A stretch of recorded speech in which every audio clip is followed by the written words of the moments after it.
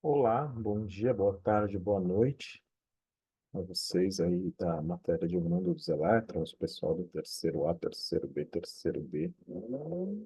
Terceiro B.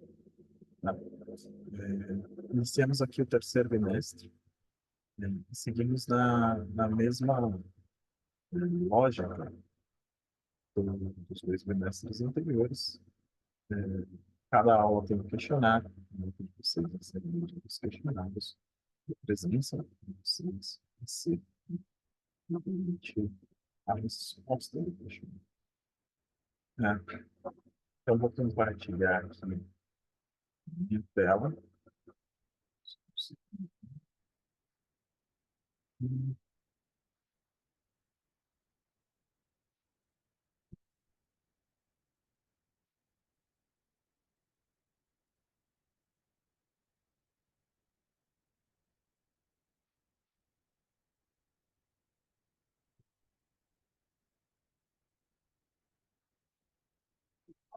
Isso.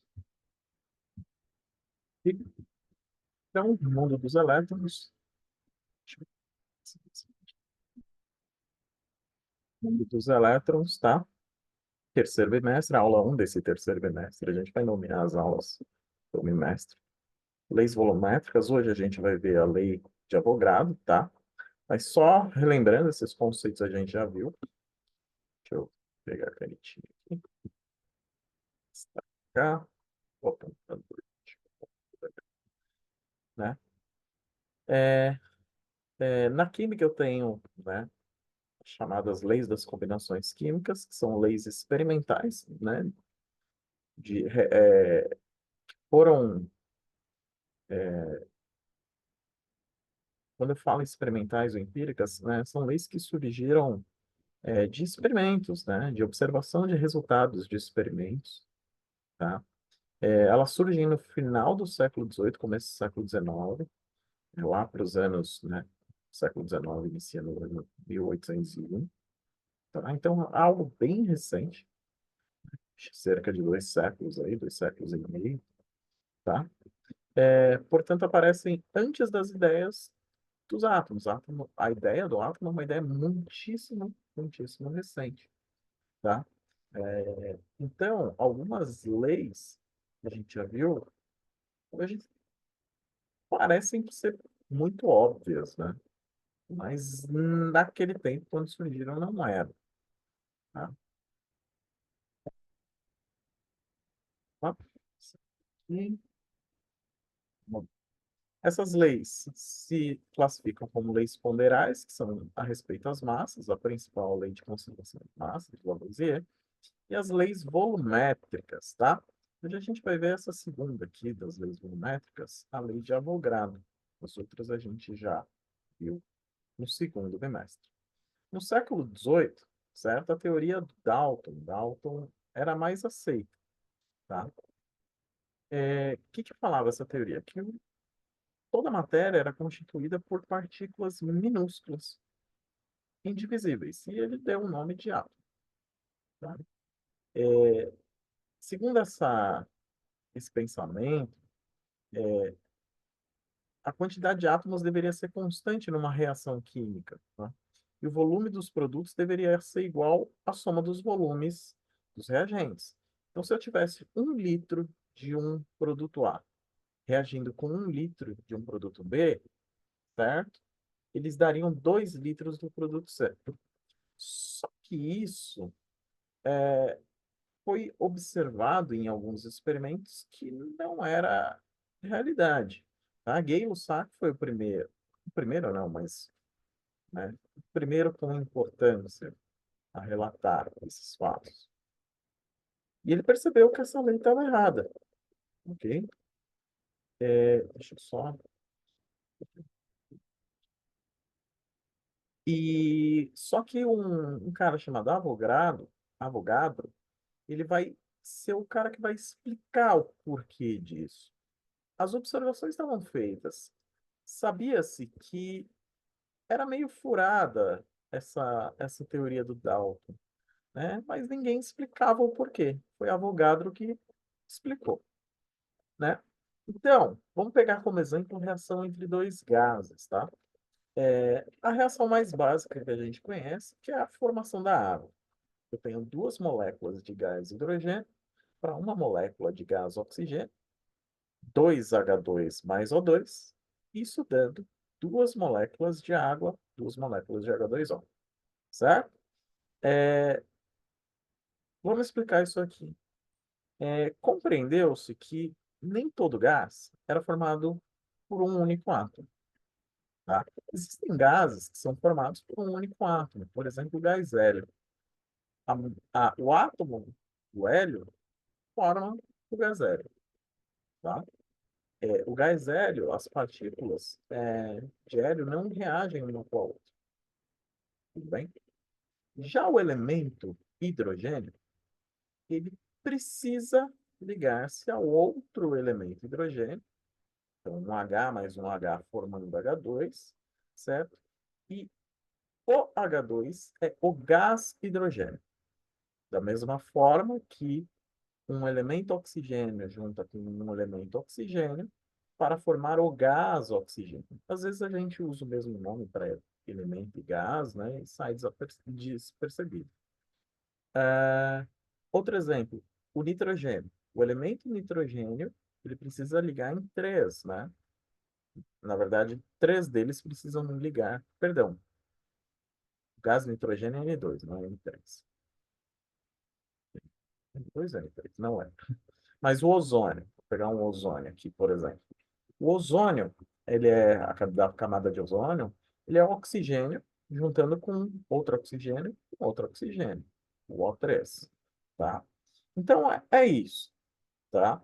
Então, basicamente, se compreendeu que os gases não eram só formados por átomos isolados, que nem o gás hélio, tá? Então, a grande maioria dos gases não é formado por um átomo isolado, só os gases nobres, tá?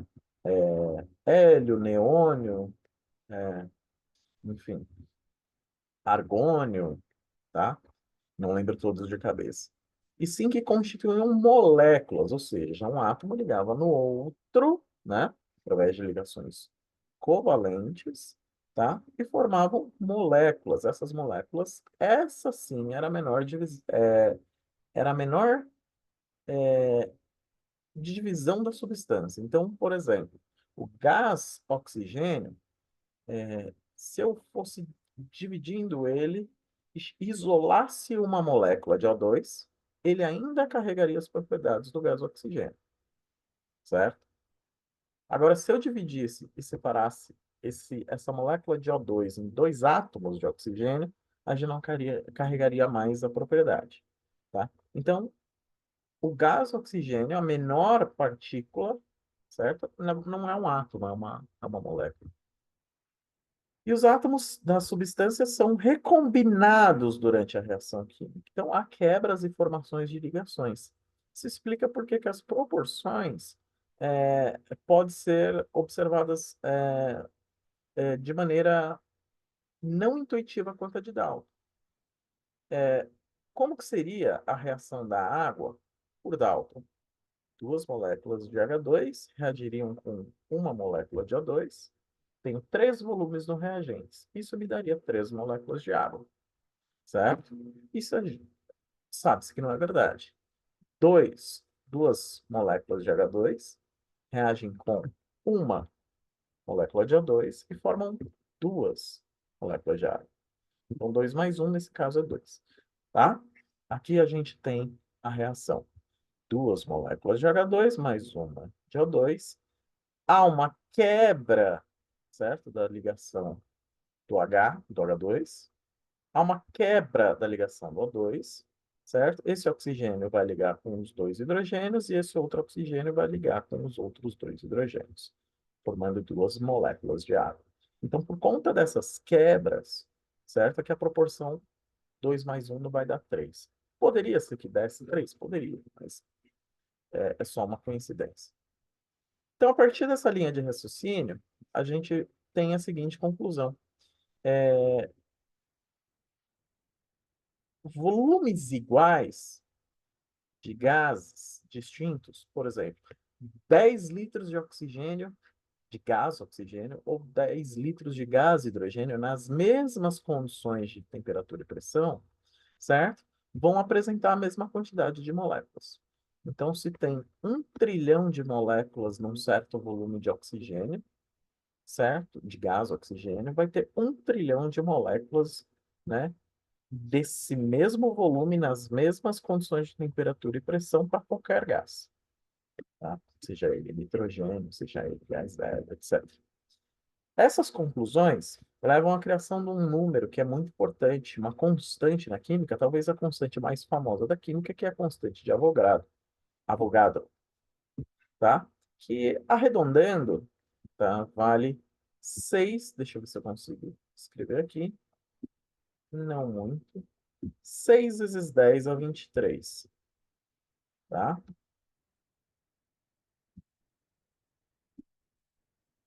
Por mol. 6 vezes 10 a 23 por mol significa que 1 mol de substância, certo? Tem 6 vezes 10 a 23 moléculas. Que substância? Qualquer um. 1 mol de água tem 6 vezes 10 a 23 moléculas de água. 1 mol de gás oxigênio tem 6 vezes 10 elevado a 23 moléculas de oxigênio, tá? Mol é como se fosse uma palavra reservada para um número, como, por exemplo, dezena. Toda dezena é 10. Uma dezena de dedos, 10 dedos, tá? Uma dezena de CDs, 10 CDs. Dúzia é 12, né? Uma dúzia de maçãs, 12 maçãs. Uma dúzia de, sei lá, camisas, 12 camisas. 1 mol. Mol é 6 vezes 10 a 23. 1 mol de hidrogênio. 6 vezes 10 a 23, se for gás hidrogênio, né? 1 mol de gás hidrogênio é 6 vezes 10 a 23 moléculas de hidrogênio. 1 mol de Alisons. 6 vezes 10 a 23 Alisons. Tudo bem?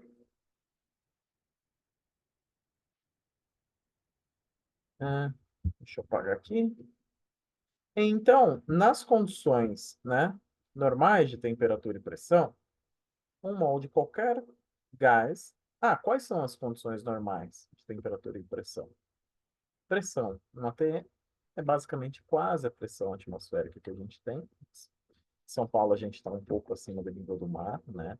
Cotia está um pouco acima do nível do mar, então a pressão é um pouquinho menor. E 0 graus Celsius, ou 273 Kelvin. Essas são as condições normais, ou condições padrões, né? De temperatura e pressão. Nessas condições, se eu colocar o gás a 1 atm de pressão e a 0 graus Celsius, ele vai ter sempre 22,4 litros. Ele vai ocupar um volume de 22,4 litros. Não importa qual gás, certo? Porque ele vai ter sempre o mesmo número de moléculas. Tudo bem? O número de Avogadro tem o mesmo valor para todos os gases, independente do tamanho ou da massa das moléculas de gás. Deixa eu só voltar aqui. Portanto, segundo Avogadro, volumes iguais de gases quaisquer na mesma temperatura e pressão contém igual número de moléculas. Isso aqui parece óbvio, parece bobo, mas foi uma conclusão muito importante no mundo da química.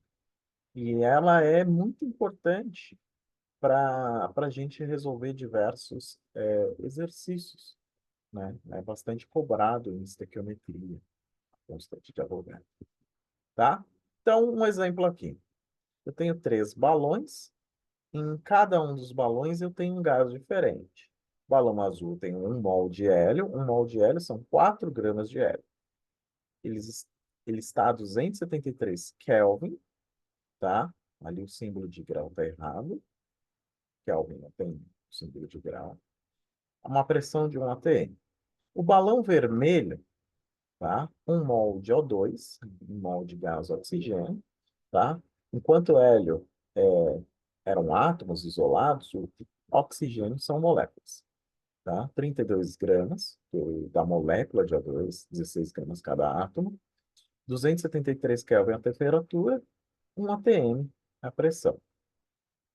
E, por fim, no balão verde, um mol de gás nitrogênio, 28 gramas de gás nitrogênio, certo? Cada nitrogênio tem 14 gramas, cada mol de nitrogênio, vamos dizer assim. Cada mol do elemento nitrogênio, né? Não do gás. 273 Kelvin de temperatura e 1 atm. Como eles estão em iguais condições de temperatura e pressão, 273 Kelvin e 1 atm, esses 1 mol, mesmo que tenham massas diferentes, né? Ela é mais leve, o oxigênio é o mais pesado, o nitrogênio é o intermediário, vão ocupar o mesmo volume, essa é a ideia, tá? E arredondando, a gente vai falar, 20, na verdade, para não ficar trabalhando com esse valor de 0 graus Celsius, que não é uma temperatura agradável, esse valor de 22,4 litros, que não é um valor, é um valor quebrado, né? A gente vai começar a trabalhar uma pressão de 1 atm, continuando, mas uma temperatura de 25 graus Celsius, que é uma temperatura mais fácil de obter, tá? E o volume vai ser 25 litros. Então, aqui, né, todos os gases, como estão nas mesmas condições de temperatura e pressão, e tem a mesma quantidade de moléculas em cada balão, tá? Eles têm o mesmo volume, ok? Vamos ver agora, deixa eu compartilhar aqui, né, eu coloquei aqui um link para vocês acessarem, é só uma animação em Java. Vou parar de compartilhar. Acho que eu não precisava parar de compartilhar. Compartilhar aqui a tela de uma página na internet. É só uma animaçãozinha. Tenho dois balões, cada um com 20 mols. O balão vermelho aqui à esquerda, não, né? Um balão com número vermelho à esquerda e o balão com número vermelho à direita. No balão da esquerda eu tenho gás L, no balão da direita eu tenho gás hidrogênio, H2. Percebe que se eu for mudando o, a substância, o volume não muda. Tá? Ó, O2 ele colocou aqui, cada moléculazinha são duas bolinhas vermelhas, o N2 a molécula é duas bolinhas azul clara. O H2O, a bolinha vermelha do oxigênio, duas bolinhas azuis, né, menores do hidrogênio. O hidrogênio, essas duas bolinhas menores escuras. O gás hélio, né, tá um pouco rápido. Deixa eu ver se eu consigo mexer com a velocidade. Não. Isso aqui eu diminuo, mas eu não queria diminuir agora. É, aqui o hidrogênio, o hélio, cada molécula é só o átomo isolado, tá? CO2, tudo bem? Ar, ar de. Não sei se esse ar. Ar de ar. Não de argônio, não sei. Ar, tá? Mas o que que eu quero chegar? Trocando a substância, o volume não muda, porque sempre estão nas mesmas condições de temperatura e pressão. Por Avogadro, a gente sabe que o volume é definido pela quantidade de moléculas. Então, se a quantidade de moléculas não muda, constante de Avogadro, né? 1 mol, certo? Se a quantidade de moléculas não muda, o volume também não vai mudar. Para eu aumentar o volume, eu teria que aumentar a quantidade de moléculas. Então, eu vou pegar aqui, vou deixar esse aqui no CO2, tá mais lentinho, e esse aqui no O2. Ficou parecido, né? Deixa eu no H2. Vou aumentar aqui agora a quantidade de moléculas no CO2 para 40. Tá? O volume desse balão aqui aumentou em relação a esse aqui. Porque ele tem mais moléculas agora. Se eu aumentar para 40 esse aqui também, eles ficam do mesmo tamanho. Obviamente, o CO2 vai ser muito mais pesado que o O2, certo? As massas são diferentes, mas 40 mols ocupam exatamente o mesmo volume, seja de CO2, seja de H2, seja de H2O, tá? Então é isso. A gente fica por aqui, tá? Deixa eu botar aqui os slides. Fim, tá? Vou encerrar aqui para compartilhar. Façam os exercícios, tá? E até a próxima semana. Abraço.